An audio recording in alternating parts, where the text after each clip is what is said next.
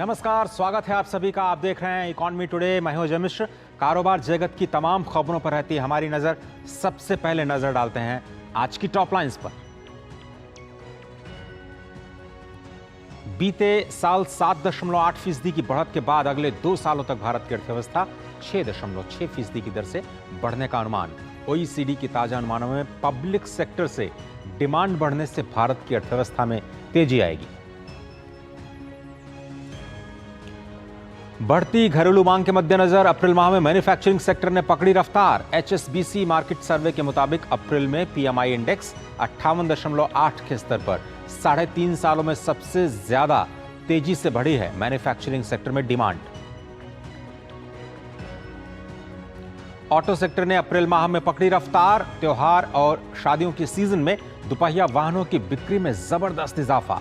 Electric वाहनों और SUV का बाजार में तेजी से बढ़ रहा है क्रेज। और सप्ताह के आखिरी कारोबारी दिन आज शेयर बाजार बढ़त के साथ खुले। निफ्टी ने बनाया नया रिकॉर्ड। बजाज फाइनेंस कल आरबीआई के फैसले के बाद आज 7% ऊपर खुला। आपको दिखाएंगे कि आज कैसे निफ्टी ने एक बार फिर से नया रिकॉर्ड बनाया है। ये कुछ टॉप लाइंस आपकी स्क्रीन पर जिन पर हमारी निगाह रहेगी। और इस बुलेटिन की सबसे पहले शुरुआत करते हैं उस रिपोर्ट से जिसने एक बार फिर भारतीय अर्थव्यवस्था में तेजी, भारतीय अर्थव्यवस्था में मजबूती पर अपनी मुहर लगाई। लगातार शानदार प्रदर्शन के चलते वित्त वर्ष 2023-24 में भारत की विकास दर 7.8% की बढ़ने का अनुमान है। ये अनुमान ओईसीडी यानी आर्थिक सहयोग और विकास संगठन ने लगाया। ताजा आर्थिक आउटलुक के मुताबिक अगले 2 सालों के दौरान जो भारत की विकास दर है वो 6.6% रहने का अनुमान है। हालांकि वैश्विक एजेंसी ने अपनी रिपोर्ट में कहा कि वैश्विक व्यवधान आर्थिक प्रगति पर थोड़ा असर डाल सकता है। ओईसीडी का कहना है कि सार्वजनिक क्षेत्र से आने वाली मांग का फायदा होगा, लेकिन निजी खपत में वृद्धि थोड़ी सी कम रहेगी। ओईसीडी ने जोर देकर कहा निर्यात बढ़ेगा, खासतौर पर आईटी और कंसल्टेंसी जैसी सेवाओं में तेजी रहेगी। भारत की वैश्विक बाजार में लगातार पहचान जो है वो बनती जा रही है और हिस्सेदारी में भी बढ़ोतरी जारी रहेगी और इससे विदेशी निवेश में समर्थन मिलेगा। रिपोर्ट में कहा गया कि सकल मुद्रास्फीति में गिरावट आएगी। बहुत बड़ी खबर, लेकिन खाद्य मुद्रास्फीति के बारे में अब भी अनिश्चितता बनी हुई है। भारत में मार्च में खुदरा महंगाई दर 5% से नीचे आई, जो आरबीआई के 2 से 6% के दायरे में ही है, लेकिन अभी भी आइडियल 4% का है, जिससे ऊपर ये बनी हुई है। विकसित अर्थव्यवस्थाओं सहित कई देशों के लिए महंगाई एक चिंता का विषय है, लेकिन भारत काफी हद तक अपनी महंगाई दर को नियंत्रित करने में कामयाब रहा है, ये ओईसीडी का कहना है। और अब एक और पॉजिटिव खबर। देश में अप्रैल माह में विनिर्माण यानी मैन्युफैक्चरिंग के आंकड़ों में थोड़ी सी गिरावट देखी गई, लेकिन मांग बहुत ही जबरदस्त है। दरअसल एचएसबीसी एक ऐसा सर्वे करता है जिसमें पता चलता है कि किसी भी सेक्टर में डिमांड कितनी आ रही है। तो इसको कहते हैं परचेजिंग मैनेजर्स इंडेक्स, पीएमआई। अप्रैल में 58.8 पर। हालांकि थोड़ी सी गिरावट पिछले महीने से आई, लेकिन 50 के ऊपर का जो एक्सपेंशन अगर आप देखें 58 का स्तर बहुत ही अच्छा कहा जा सकता है। 3.5 साल में सेक्टर की सबसे बड़ी ये मांग में तेजी देखी गई है। पीएमआई मार्च में 16 सालों के सबसे ऊंचे स्तर 59.1 पर था, यानी एक महीने पहले। इस सूचकांक में अगर 50 से ऊपर का स्तर है तो दिखाता है कि डिमांड बढ़ रही है। 50 से नीचे यानी डिमांड घट रही है। सर्वेक्षण के मुताबिक कंपनियों के नए कारोबार में तेजी से इजाफा हुआ है और उन्होंने इस तेजी के अनुरूप उत्पादन भी बढ़ाया है। मैन्युफैक्चरिंग सेक्टर में लगातार तेजी देखने को मिल रही है। नए ऑर्डर्स तेजी से बढ़े हैं, यानी मांग बढ़ रही है। इससे भारतीय और विदेशी ग्राहकों की मांग जबरदस्त ढंग से बढ़ी। 2021 के बाद विस्तार का यह दूसरा सबसे ऊंचा स्तर था। सर्वेक्षण के मुताबिक कंपनियों को एशिया, ऑस्ट्रेलिया, यूरोप और अमेरिका में हो रही जो बिक्री है उसका भी लाभ मिला है। अप्रैल महीने में नए निर्यात के ऑर्डर में भी तेजी आई है।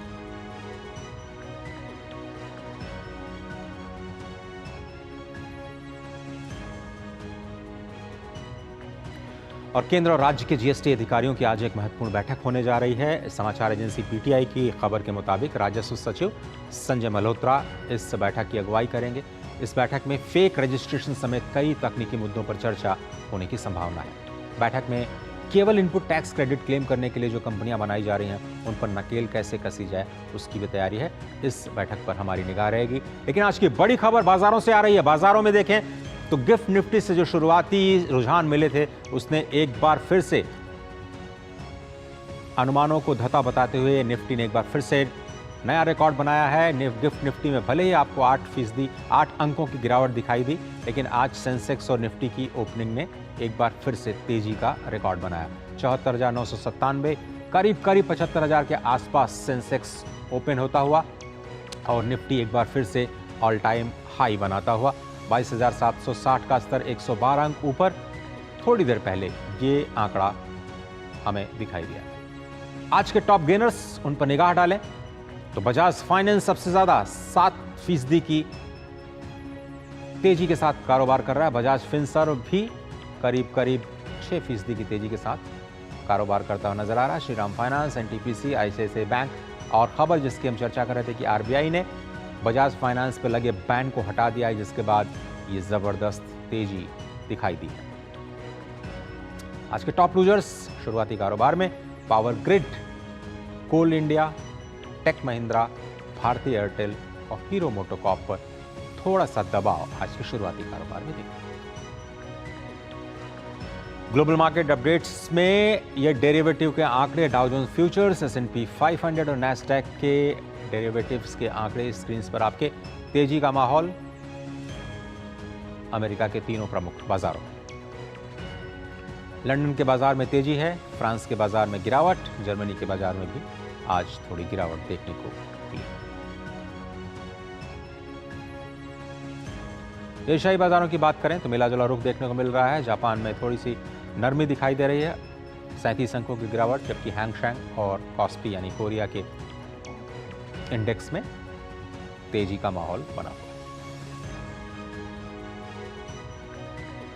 ब्रेंट क्रूड का भाव इस वक्त आपकी स्क्रीन पर $83 प्रति बैरल के स्तर पर एक वक्त था जब ये 88-89 के स्तर पर पहुंच चुका था, लेकिन अब इसमें थोड़ी सी नरमी दिखाई दे रही है। अमेरिका में लगातार जो उत्पादन में तेजी आ रही है उसका असर ब्रेंट क्रूड पर दिखाई दिया है। और इकोनॉमी टुडे में अब बात करते हैं आज के फोकस की।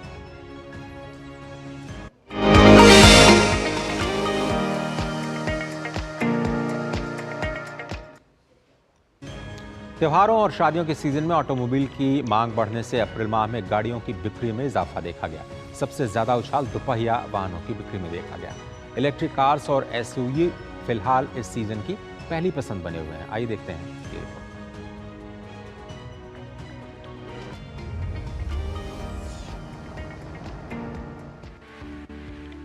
दुनिया के तीसरे सबसे बड़े ऑटो मार्केट में तेजी का सिलसिला लगातार जारी है। साल 2024 में भारत जापान को पीछे छोड़कर दुनिया का तीसरा सबसे बड़ा ऑटोमोबाइल मार्केट बन गया। अप्रैल महीने में ऑटो बिक्री के ताजा आंकड़े बढ़ते भारत की नई कहानी कह रहे हैं। त्योहारों और शादियों के सीजन में देश भर में गाड़ियों की मांग में बढ़ोतरी हुई है। मारुति 40% मार्केट शेयर के साथ अब भी सबसे बड़ा खिलाड़ी बना हुआ है। अप्रैल माह में मारुति ने 5% की बढ़त के साथ 1,60,529 गाड़ियां बेची। बजाज ऑटो की बिक्री 17% और महिंद्रा की बिक्री 13% बढ़ी है। बीते वित्त वर्ष में इलेक्ट्रिक वाहनों की बिक्री में 90% का इजाफा हुआ था। अब अप्रैल 2024 में इलेक्ट्रिक वाहनों की बिक्री में 22% की बढ़ोतरी दर्ज की गई है। इस सेगमेंट में टाटा मोटर्स 71% मार्केट शेयर के साथ पहले पायदान पर है। कॉमर्शियल गाड़ियों के विक्रेता अशोक लेलैंड की बिक्री 10% बढ़ी। दुपहिया वाहनों के चैंपियन हीरो मोटोकॉर्प ने अप्रैल में 5,33,000 से ज्यादा दुपहिया वाहन बेचे, लेकिन ईवी दुपहिया वाहनों की बिक्री में 52% की गिरावट दर्ज की गई है। ग्रामीण इलाकों में बढ़ती मांग से दुपहिया वाहनों की बिक्री में काफी तेजी दर्ज की गई है। साथ ही भारत से गाड़ियों के एक्सपोर्ट्स में भी काफी बढ़ोतरी देखी गई। अच्छी खबर यह भी है कि भारत के दिग्गज मारुति अब अपने इलेक्ट्रिक वाहनों को यूरोप और जापान के बाजार में एक्सपोर्ट करने की तैयारी में है, जबकि अब तक इलेक्ट्रिक वाहनों का आयात ही किया जाता था। Ajay Mishra, DD news, Delhi.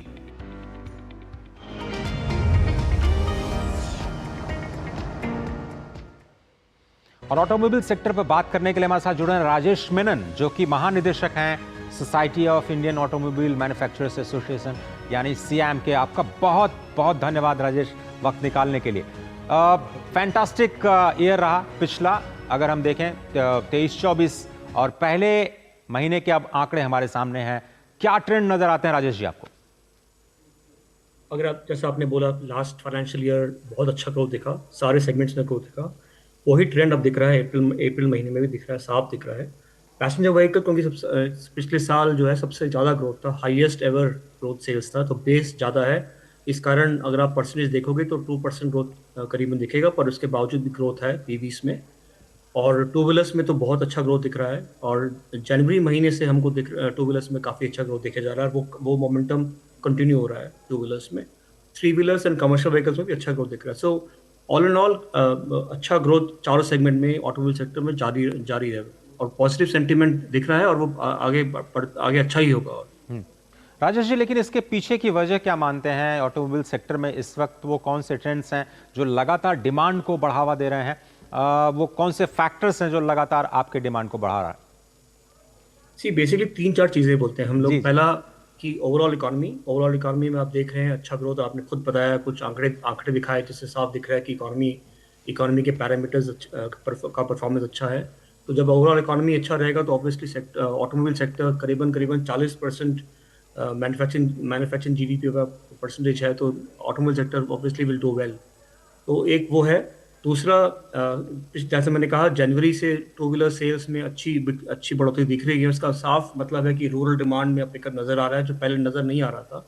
तो रूरल डिमांड में पिकअप नज़र आ रहा है, और टू व्हीलर्स में फिर पेंटअप डिमांड रहेगा, क्योंकि 2 साल से सेल्स थोड़ा ठंडा पड़ा हुआ था, तो अब इसमें काफ़ी पेंटअप डिमांड रहेगा। सो पेंटअप डिमांड और रूरल डिमांड का कॉम्बिनेशन टू व्हीलर सेल्स में को थोड़ा और ड्राइव करेगा। और जैसे ही आगे कुछ महीनों में नई सरकार बनेगी, तो कुछ इंफ्रास्ट्रक्चर प्रोजेक्ट्स और अनाउंस होंगे और कमीशन होंगे, तो जी जी। कमर्शियल व्हीकल इंडस्ट्री में भी जी काफ़ी जी अच्छा जी। बढ़ती दिखेगी। राजेश जी, हमने देखा कि आप कह रहे हैं कि जो रूरल डिमांड है वो पेंटअप हो रही है, यानी ग्रामीण इलाकों में हालांकि शादियों का सीज़न है उसकी वजह से भी डिमांड आ रही होगी। और हमने देखा ऑटोमोबाइल खासतौर पर हीरो मोटोकॉर्प के नंबर्स हैं बहुत ही फैंटास्टिक है। 5,33,000 से ज़्यादा गाड़ियाँ बिकना केवल एक महीने में। बहुत सारी इकॉनमीज़ में तो साल भर में इतनी गाड़ियाँ नहीं बिकती हैं जितना हम लोग एक महीने में केवल एक कंपनी के ज़रिए बेच रहे हैं। लेकिन समझना चाहेंगे कि जो हमारा फोकस है मेक इन इंडिया पर, वो कितना असर दिखाई दे रहा है और एक्सपोर्ट मार्केट कैसा दिख रहा है? मिसाल के तौर पर हम लोग अब कितना एक्सपोर्ट ओरिएंटेड प्रोडक्शन कर पा रहे हैं राजेश जी?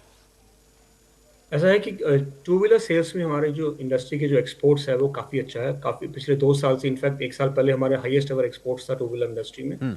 अभी थोड़ा डिग्रोथ दिख रहा है इसमें, क्योंकि जो हमारे मार्केट्स हैं Latin America, Africa, south east Asia, उसमें थोड़ी सी डिग्रोथ नजर आ रहा है। इसलिए थोड़ा सा डिग्रोथ हमारे एक्सपोर्ट्स में दिखेगा आपको।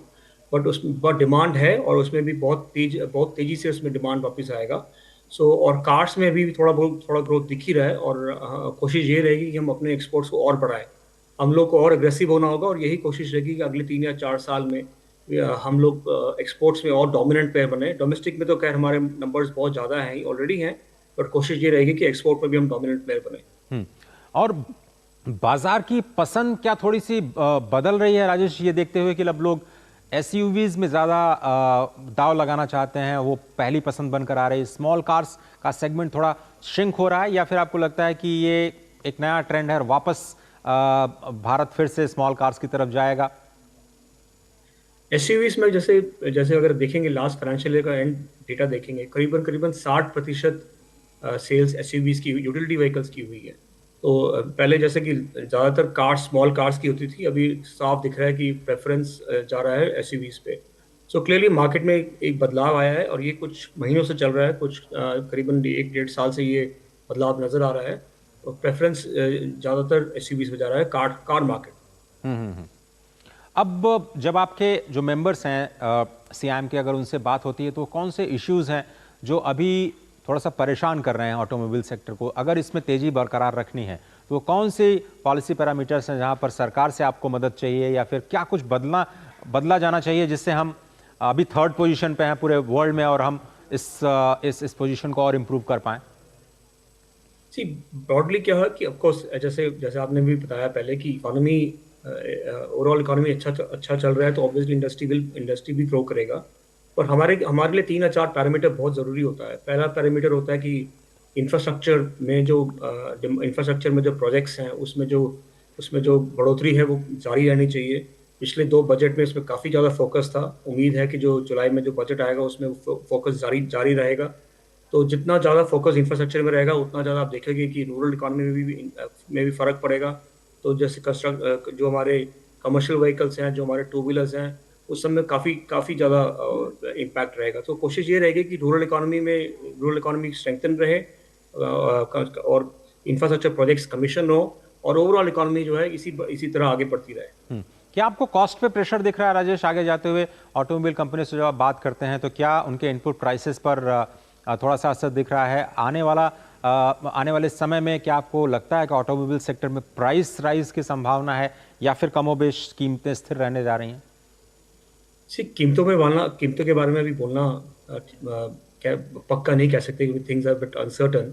दो चीज़ें होती हैं, एक तो होता है जो शिपिंग कॉस्ट है, लॉजिस्टिक्स कॉस्ट है, वो डिपेंड करता है कि ओवरऑल इकोनॉमिक पैरामीटर्स में क्या हो रहा है। उसके अलावा आपके जो सप्लाई चेन कॉस्ट है, उसमें थोड़ा सा अभी स्टेबिलिटी आया है। पहले तो काफ़ी ज़्यादा उसमें अनसर्टनिटी था, तो थोड़ा स्टेबिलिटी आया है, पर ओवरऑल कॉस्ट बढ़ रहा है। और जैसे जैसे ये पहले हमने बोला है इस बात को कि रेगुलेशंस आ रही हैं, तो हर गाड़ियों में बदलाव करना पड़ रहा है, क्योंकि नए नए रेगुलेशंस आ रही हैं, और जैसी नए रेगुलेशंस आती हैं और बदलाव गाड़ियों में होता है तो कॉस्ट बढ़ता है, व्हीकल कॉस्ट बढ़ता है। और ये चीज़ हमने देखा, टू व्हीलर्स में देखा हमने, ये चीज़ हमने बसेस और ट्रक्स में देखी। जैसे कॉस्ट बढ़ जाता है तो उस कारण थोड़ा डिमांड में भी फ़र्क पड़ता है। पर अभी थोड़ी स्टेबिलिटी है, और हम उम्मीद करते हैं कि रेगुलेटरी फ्रेमवर्क में भी स्टेबिलिटी रहे, तो ये फिर ज़्यादा परेशानी नहीं होगी। अब थोड़ा सा अगर हम इलेक्ट्रिक व्हीकल सेगमेंट की बात करें तो अ, दोपहिया वाहनों की बिक्री में क्यों कमी दिख रही है? उसका कोई पर्टिकुलर रीजन? और ओवरऑल किस तरह से आपको दिख रहा है इलेक्ट्रिक व्हीकल्स का पूरा ये segment? Electric to and three wheeler जो है, electric to and three wheeler में एक स्कीम था, फेम टू स्कीम, हाँ जिसमें जी। सब्सिडी दी जाती थी। FAME two scheme 31 of March को खत्म हुआ, और अप्रैल 1 से एक नई स्कीम लागू की गई, जिसका नाम था इलेक्ट्रिक मोबिलिटी प्रमोशन स्कीम। तो क्या हुआ है कि उसका जो, क्योंकि वो स्कीम खत्म हुई, उस कारण काफ़ी ज़्यादा प्री बाइंग हुई। तो आपने देखा होगा मार्च में काफ़ी ज़्यादा electric two wheeler three wheeler बिके, वो प्री बाइंग हुई। तो अप्रैल में थोड़ा सा उसमें फिर सेल्स थोड़ा कम हुआ। बट उम्मीद है कि 1 और 2 महीने में ये वापस वापस ग्रोथ आ जाएगा, डिमांड वापस आएगा, डिमांड मार्केट में है। तो ये तो सिर्फ मोमेंटरी है, और पिछले साल भी हमने देखा था सेम थिंग हुई थी।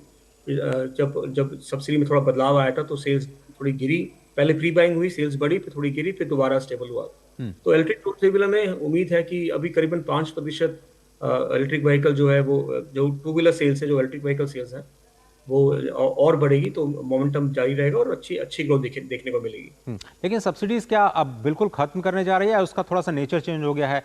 क्या ये सब्सिडीज को अब फेम टू को बिल्कुल समाप्त कर दिया गया है, इसकी वजह से उनकी कॉस्ट बढ़ने की वजह से ये जो डिमांड है वो कम हो रही है? नहीं, सब्सिडी कम नहीं हुई है। सब्सिडी खत्म नहीं हुई है। सब्सिडी में थोड़ी थोड़ी कमी आई है, अमाउंट्स थोड़े कम हुए हैं। तो जो एक नया स्कीम आया है, जिसके हिसाब से थोड़ी अमाउंट्स कम हुए हैं, जिस कारण लोगों ने पहले प्री बाइंग करी 31 मार्च से पहले, क्योंकि उनको और थोड़ा फर्क पड़ता था प्राइस में। अभी अभी जो है एक नया स्कीम है, और ये स्कीम 4 महीने के लिए है। उसके बाद हम देखेंगे कि सरकार अभी क्या करती है 4 महीने बाद, और सब्सिडी किस फॉर्म में आएगी। उम्मीद है कि सब्सिडी जारी रहेगी, और या वो फेम 3 के फॉर्म में आएगी, या इसी स्कीम को आगे एक्सटेंड किया जाएगा, वो हमें देखना होगा कैसा होगा। राजेश जी, अब चलते चलते आपसे अगर हम सेफ्टी एंड सिक्योरिटी की बात करें, हमारा ऑटोमोबाइल सेक्टर, हालांकि पहले हमने जर्मनी को पीछे छोड़ा, 4th लार्जेस्ट बने, फिर अभी 2024 में जापान को पीछे छोड़ा इन टर्म्स ऑफ वॉल्यूम, लेकिन सेफ्टी एंड सिक्योरिटी के हिसाब से automobile sector, Indian automobile sector को आप लोग किस तरह से एसेस कर रहे हैं, और वहां पर क्या कुछ कंसर्न्स हैं क्या? बिल्कुल भी नहीं। हम यही बोल सकते हैं कि सरकार के जो रेगुलेशंस हैं, सेफ्टी के रेगुलेशंस बहुत स्ट्रिंजेंट हैं, और रेगुलेशंस बार बार उसमें काफ़ी रेगुलरली ऑपरेशन होता है रेगुलेशंस में। और सरकार ने पिछले साल एक नई स्कीम अनाउंस करी, जिसका नाम है भारत एंड कैप, जिसके अंदर वॉलंटरी रेटिंग स्कीम शुरू करी है, जिसमें व्हीकल्स में आप 5 स्टार रेटिंग, 4 स्टार रेटिंग देखोगे, पैसेंजर में और एडल्ट और चाइल्ड सेफ्टी में। तो अब जब आप गाड़ी खरीदने जाओगे तो आपको जो स्टार सिंबल मिलेगा, जिससे आपको पता लगेगा कि क्या स्टार रेटिंग है उस व्हीकल की, तो उससे आपको जानकारी रहेगी कि इससे क्या क्या सेफ्टी फीचर्स हैं। तो ये इंडस्ट्री ने काफ़ी इसमें एफर्ट लगाया है, और सरकार के रेगुलेशंस में भी काफ़ी बदलाव आया है, और ये एफर्ट जारी रहेगा। और जैसे ही भारत एंड कैप के व्हीकल्स और मार्केट में आएंगे, और ये मोमेंटम बिल्कुल और तेज गति लेगी। राजेश जी, बहुत धन्यवाद। बहुत सारे सवालों का आपने जवाब दिया। Anything else that you want to add to the consumers? Automobile market को आप एक तरह से देख रहे हैं, कोई अंतिम बात जो आप कहना चाहते हैं, जो शेयर करना चाहते हैं? Industry is been doing very well the last 2 years। COVID के बाद अच्छा ग्रोथ लिया है। कुछ कुछ सेगमेंट्स में थोड़ा टाइम लगा है। अभी भी two wheeler sales pre COVID के नीचे से कम है, पर बहुत ज़्यादा ग्रोथ हमने देखने को मिला है पिछले 4 महीने। सो इट इज़ जी very positive and we continue to be very very hopeful and optimistic. Rajesh ji, बहुत बहुत धन्यवाद वक्त निकालने के लिए और इस प्रोग्राम में शामिल होने के। हम लगातार आपसे अपडेट्स लेते रहेंगे। तो आज हमने देखा कि जो ऑटोमोबाइल सेक्टर है, कैसे लगातार नए ट्रेंड्स के साथ भारत के आर्थिक विकास की एक नई कहानी अपने आप में आंकड़ों के जरिए आपके सामने रखी गई। और अब नजर डालते हैं कारोबार जगत से कुछ जुड़ी और खबरों पर फटाफट अंदाज। भारतीय रिजर्व बैंक का कहना है कि बंद किए गए 2000 रुपए के 97.76% नोट बैंकिंग प्रणाली में वापस आ गए हैं, जबकि अभी 7961 करोड़ रुपए के नोट जनता के पास हैं। आरबीआई ने बयान में कहा कि 19 मई 2023 को 2000 रुपए के नोट को वापस लेने की घोषणा की गई थी। इस दिन के अंत में बाजार में मौजूद 2000 रुपए के नोटों का मूल्य 3.56 लाख करोड़ रुपए था। अब 30 अप्रैल 2024 को बाजार में सिर्फ 7961 करोड़ रुपए के नोट बाजार में है। Online food delivery platform Zomato को दिल्ली के बिक्री कर अधिकारी ने 2 करोड़ रुपए से ज्यादा का वस्तु एवं सेवा कर, 2 करोड़ से ज्यादा का ब्याज और जुर्माना भरने का नया आदेश दिया है। आदेश में 2 करोड़ 22,91,376 रुपए के जीएसटी, 2 करोड़ 8,98,164 रुपए के ब्याज और 22,29,136 रुपए के जुर्माने की मांग की गई है। यह वित्त वर्ष 2018-19 की अवधि के लिए है। जोमेटो का कहना है कि कंपनी सक्षम अधिकारी के समक्ष इसके खिलाफ अपील करेगी। भारत में 80% से ज्यादा कोयला उत्पादन करने वाली कोल इंडिया ने वित्त वर्ष 2024 की मार्च तिमाही के लिए रिजल्ट्स जारी करते हुए बताया कि चौथी तिमाही के दौरान उसका कंसोलिडेटेड नेट मुनाफा 26.2% बढ़कर 8,682 करोड़ रुपए हो गया है। पिछले साल की समान अवधि में कंपनी ने 6,875 करोड़ रुपए का नेट मुनाफा दर्ज किया था। कोल इंडिया ने बताया कि बीते वित्त वर्ष के लिए बोर्ड ने 10 रुपए की फेस वैल्यू पर 5 रुपए प्रति शेयर डिविडेंड को मंजूरी दे दी है। कंपनी के शेयर होल्डर से सालाना आम बैठक में मंजूरी मिलने के बाद डिविडेंड की रकम निवेशकों के डीमैट अकाउंट में ट्रांसफर कर दी जाएगी। Adani ports and special economic zone ने घोषणा करते हुए बताया कि वित्त वर्ष 2023-24 में उसका शुद्ध लाभ 50% बढ़कर 8,104 करोड़ रुपए पर पहुंच गया, जबकि कार्गो वॉल्यूम 24% की वृद्धि के साथ 42 करोड़ टन दर्ज किया गया। कंपनी ने शेयर बाजार को बताया कि वित्त वर्ष 2023-24 में उसका राजस्व 28% बढ़कर 26,711 करोड़ रुपए की रिकॉर्ड ऊंचाई पर पहुंच गया। इसमें पोर्ट कारोबार का राजस्व 30% और लॉजिस्टिक्स कारोबार का राजस्व 19% बढ़ा है। सॉफ्टवेयर की दिग्गज कंपनी फ्रेशवर्क्स के संस्थापक गिरीश माथुरुबूथम ने कंपनी के मुख्य कार्यकारी अधिकारी पद से इस्तीफा दे दिया है। कंपनी के प्रेसिडेंट डेनिस वुडसाइड अब फ्रेशवर्क्स के नए सीईओ होंगे। गिरीश माथुरुबूथम ने अपने एक्स अकाउंट पर पोस्ट कर इसकी जानकारी दी। फ्रेशवर्क्स की स्थापना 14 साल पहले चेन्नई में एक छोटे स्टार्टअप के रूप में की गई थी। अब यह global software as a service player है और नैस्डैक पर सूचीबद्ध होने वाली पहली भारतीय सास कंपनी है। इंडिगो एयरलाइन ने अपने कर्मचारियों के लिए विशेष बोनस की घोषणा की। यह फैसला एयरलाइन की चौथी तिमाही और पूरे साल के नतीजों की घोषणा से पहले आया है। कुछ दिन पहले ही इंडिगो ने चौड़े आकार के 30 A350 विमानों के लिए ऑर्डर दिया है। एयरलाइन ने अपने कर्मचारियों को भेजे गए एक संदेश में कहा है कि वह 1.5 महीने के मूल वेतन के बराबर एक मुश्त विशेष बोनस देगी। बोनस राशि कर्मचारियों के मई के वेतन के साथ अनुग्रह राशि के रूप में दी जाएगी। भारतीय रिजर्व बैंक ने बजाज फाइनेंस पर ई-कॉम और इंस्टा ईएमआई कार्ड के माध्यम से कर्ज की मंजूरी और वितरण पर लगी पाबंदी को हटा दिया है। केंद्रीय बैंक ने पिछले साल नवंबर में बजाज फाइनेंस के द्वारा दिशा निर्देशों के मौजूदा प्रावधानों का पालन नहीं करने के कारण ई-कॉम और इंस्टा ईएमआई कार्ड के जरिए कर्ज देने पर पाबंदी लगा दी थी। आरबीआई ने कंपनी के उठाए गए सुधारात्मक कदमों के आधार पर प्रतिबंध को तत्काल प्रभाव से हटाने का निर्णय किया है। भारतीय टेलीकॉम कंपनी वोडाफोन आइडिया को आगामी 2 सालों में अपनी वित्तीय स्थिति सुधारने की उम्मीद है। कंपनी इस दौरान 150 अरब रुपए का ऋण लेने की योजना बना रही है। ऋण लेने के लिए कंपनी के सरकारी बैंकों जैसे भारतीय state bank, bank of Baroda और पंजाब नेशनल बैंक के साथ ही कुछ निजी बैंकों से भी बातचीत चल रही है। कंपनी ने हाल ही में 5G सेवाएं शुरू करने और 4G नेटवर्क को एडवांस करने के लिए $5 अरब से अधिक जुटाने की योजना बनाई थी। तो आपने देखी कारोबार जगत की कुछ बड़ी खबरें आप तक हमने पहुंचाई और हमारी कोशिश है कि इकॉनमी टुडे के जरिए कारोबार जगत की तमाम खबरों को आप तक बहुत ही सरल भाषा में पहुंचाया जाए और आपके काम की खबरें से आपको हमेशा अपडेट रखा जाए। फिलहाल आज के इस अंक में सिर्फ इतना ही। पूरी टीम को दीजिए इजाज़त, लेकिन खबरों का सिलसिला लगातार जारी है। देखते रहिए डीडी न्यूज़। नमस्कार।